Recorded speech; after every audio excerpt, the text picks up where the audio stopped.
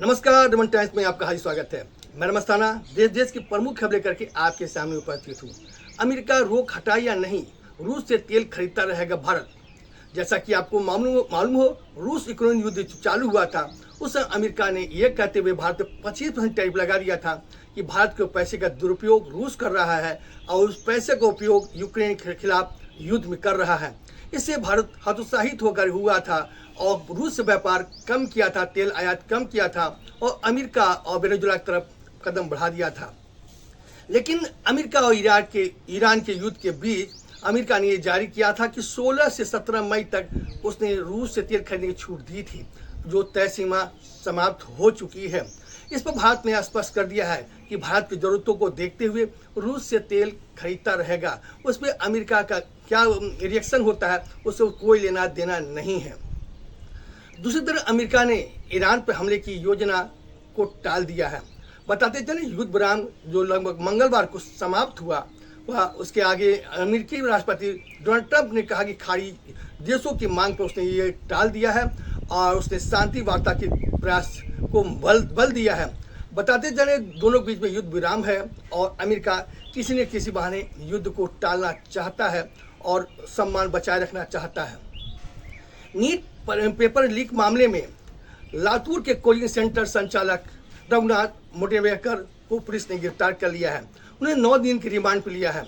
बताते चलिए, वो वही मास्टरमाइंड है जिसने 22 लाख नीट परीक्षार्थियों के भविष्य के साथ खिलवाड़ करने का दांव चला था। उसके खिलाफ सख्त कार्रवाई होगी। उसके मोबाइल से कई डाटा मिले हैं जो तय करते हैं उसने किससे पेपर लिया था और किस किस कोचिंग सेंटर को सर्कुलेट किया था।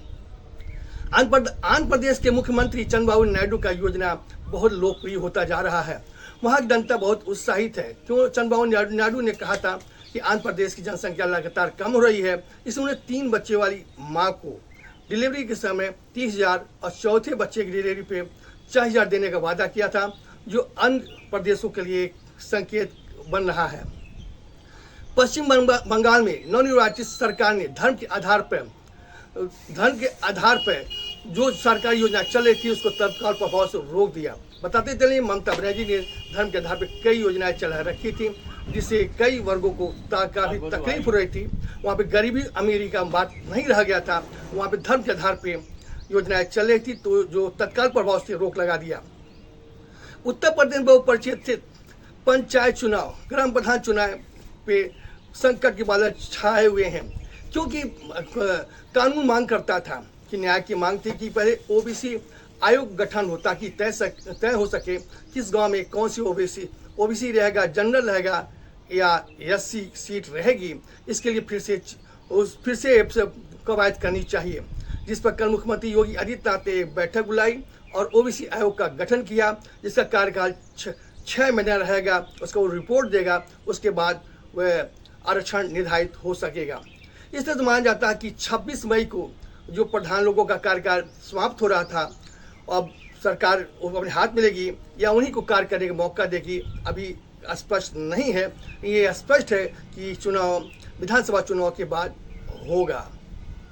प्रदेश में 3 दिनों से भीषण गर्मी का कहर जारी और बादा कल 47 डिग्री से ज़्यादा तापमान रहा और उत्तर प्रदेश 100 जनगणना का काम चालू है, जो 7 मई से 22 मई तक चलेगा।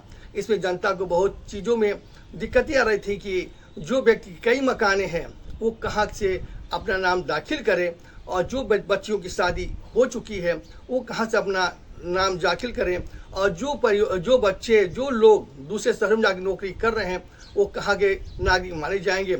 इस पर स्पष्ट रिपोर्ट आया है कि जो भी कई मकान हैं लेकिन जहाँ आप रहते हैं वहीं पर 100 जनगणना पे आपको निवास बना जाएगा और जहाँ आप जॉब करते हैं, नौकरी करते हैं बहुत दिन से, वहाँ का आप माने जाएंगे और जिस बिटिया की शादी हो चुकी है उसका ससुराली घर माना जाएगा।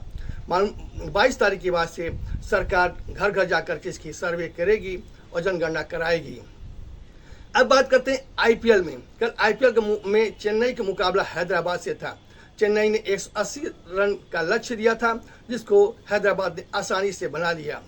आज राजस्थान रॉयल का मुकाबला है, रॉयल चैलेंजर से है। देखना आज खिताब में क्या होता है।